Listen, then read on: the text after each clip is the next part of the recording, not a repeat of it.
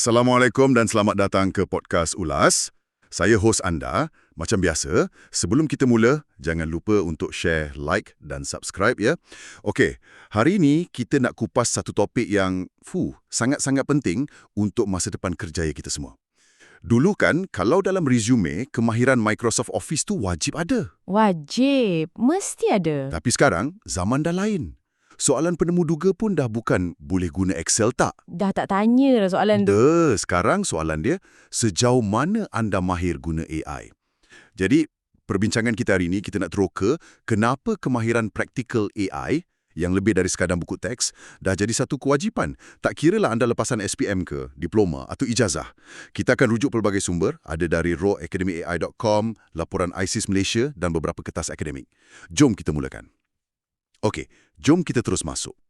Perubahan ni berlaku sangat pantas kan? Terlalu pantas. Ada satu artikel ni, dia cakap syarikat sekarang dah mula pandang pekerja yang tak celik AI ni sebagai satu liability. Liability, perkataan yang agak kuat tu. Betul, bukan lagi sekadar kekurangan kemahiran, tapi dah jadi macam satu beban yang boleh jejaskan produktiviti. Malah, ada syarikat yang jadikan kemahiran AI ni kriteria utama untuk sahkan jawatan tetap lepas tempoh percubaan. Serius betul bunyinya. Memang serius sebab ia bukan lagi konsep masa depan. Benda ni sedang berlaku sekarang, hari ni. Sumber dari Agile Leisure yang kita rujuk tu pun sokong benda ni. AI sedang automasikan tugasan yang berulang-ulang. Macam dekat kilang atau khidmat pelanggan tu? Ya, tapi bukan itu saja. Yang lebih menarik, ia wujudkan peranan kerja yang baru sepenuhnya. Kita cakap pasal jurutera AI, pakar machine learning, saintis data. Jadi ia bukan sekadar ganti kerja tau, tapi dia susun semula keseluruhan pasaran kerja tu. Dan laporan dari ISIS Malaysia tu bagi satu angka yang buat saya terkejut sikit. Yang 45% tu kan? Ya, 45%. Anggaran dorang, 45% tenaga kerja di Malaysia atau dalam 6.7 juta pekerja ada pendedahan tinggi kepada AI. Hampir separuh Hampir separuh. Maknanya sebahagian besar tugasan dorang boleh diautomatiskan oleh AI. Ini bukan cerita kecil-kecil dah ni. Okey, jadi kat sini timbul satu soalan besar. Sistem pendidikan kita bersedia ke? Itu soalan cepu mas. Memanglah kerajaan ada pelan tindakan. Ada Pelan Hala 7 Kepintaran Buatan Negara 2021-2025, ada Dasar Pendidikan Digital, Kurikulum Sekolah 2027 pun katanya nak terapkan konsep AI. Atas kertas nampak cantik. Nampak sangat cantik. Tapi, cukup ke? Dasar-dasar tu memang langkah yang baik, satu permulaan yang bagus. Tapi wujud satu jurang yang agak ketara. Rangka Tindakan Ekonomi Digital Malaysia sendiri pun mengaku, dia kata pendidikan tinggi kita lebih fokus pada kemahiran spesifik untuk satu-satu kerja tapi kurang penekanan pada kecekapan dan kebolehsuaian guna teknologi. Jadi ini yang menyebabkan job mismatch tu, ketidakpadanan kemahiran? Tepat sekali, itu puncanya. Pelajar mungkin belajar teori AI tapi dorang tak didedahkan dengan cara guna yang praktikal yang industri perlukan. Macam kita ajak orang pasal enjin kereta tapi tak pernah bagi dia pegang steering. Analogi yang bagus tu. Dan kajian tunjukkan kemahiran yang paling susah nak diautomatikan oleh AI ni ialah kemahiran insan. Human Age Skills. Okey, apa itu kemahiran insan? Ia merangkumi benda macam pemikiran kritis, kreativiti, kecerdasan sosial. Benda yang mesin tak boleh tirulah kiranya. Ya, pertimbangan yang kompleks. Dan kemahiran macam ni, kita tak boleh ajar dengan cara hafal buku teks. Kena ada kaedah lain.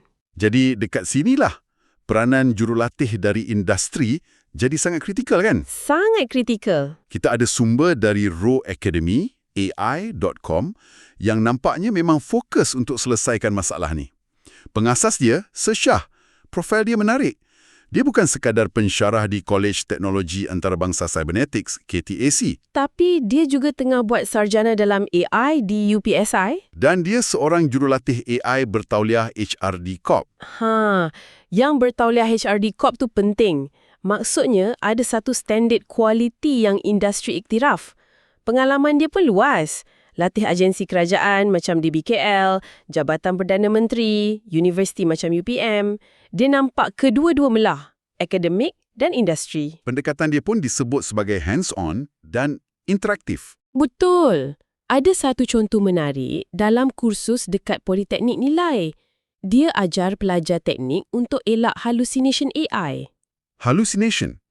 Maksudnya AI mereka-reka fakta tu. Ya, bila AI bagi jawapan yang salah tapi dengan penuh keyakinan. Ini masalah sebenar tahu dekat tempat kerja, bukan teori semata-mata.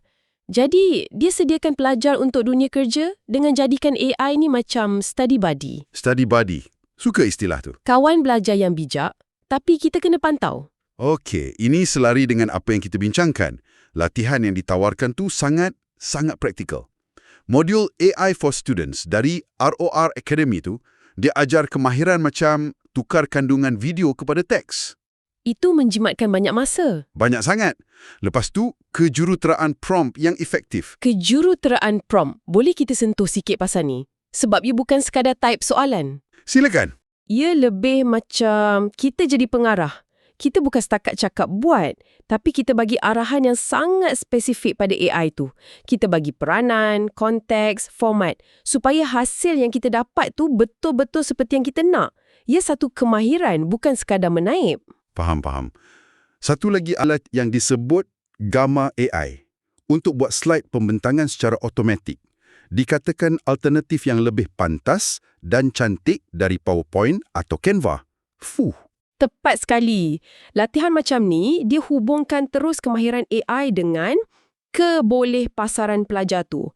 Ada modul Bina Kerjaya dengan AI, dia ajar cara guna AI untuk latihan temu duga suara. Wow, AI boleh jadi penemu duga kita. Boleh. Untuk kita berlatih, lepas tu dia ajar cara optimumkan resume. Jadi ini semua kelebihan kompetitif yang sangat jelas dalam pasaran kerja sekarang. Jadi BC ROR Academy tu jelaslah nak bekalkan pelajar dengan kemahiran praktikal, bukan sekadar teori. Jadi apa rumusan besar dia? Mesejnya sangat jelas kan? Penguasaan AI ni bukan lagi satu pilihan.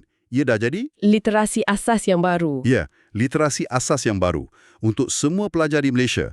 Kalau kita harapkan kurikulum tradisional semata-mata, ia satu risiko yang besar. Sangat besar risikonya. Jadi penyelesaiannya, ia satu gabungan. Pendidikan formal kena berubah, kena lebih pantas. Tapi pada masa yang sama, kita sendiri pun kena ambil inisiatif. Betul. Pelajar kena proaktif, cari latihan praktikal dari sumber yang boleh dipercayai, dari jurulatih yang ada pengalaman industri macam Sir Shah tu. Ada disebut juga tentang garis masa. Sumber kata tahun 2026 adalah tahun di mana penguasaan AI akan jadi satu kemestian. Ya, garis masanya sangat pendek. Sekarang ni, tahun 2025, mungkin masa untuk kita bermain-main, bereksperimen. Tapi menjelang 2026, ia bukan lagi soal main-main. Ia soal menguasai AI untuk terus relevan. Tekanannya terasa kan? Okey, sebelum kami akhiri, kami nak tinggalkan anda dengan satu persoalan untuk difikirkan. Kita dah banyak bincang pasal pentingnya kemahiran AI untuk dapat kerja. Tapi macam mana pula lepas dah dapat kerja? Dengan teknologi AI yang berkembang laju sangat ni, model baru keluar setiap beberapa bulan. Betul tu. Adakah satu kursus atau satu sijil yang kita ambil hari ini cukup?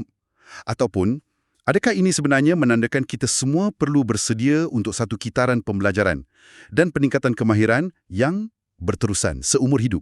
Hanya untuk kekal relevan dalam kerjaya kita. Fikir-fikirkan.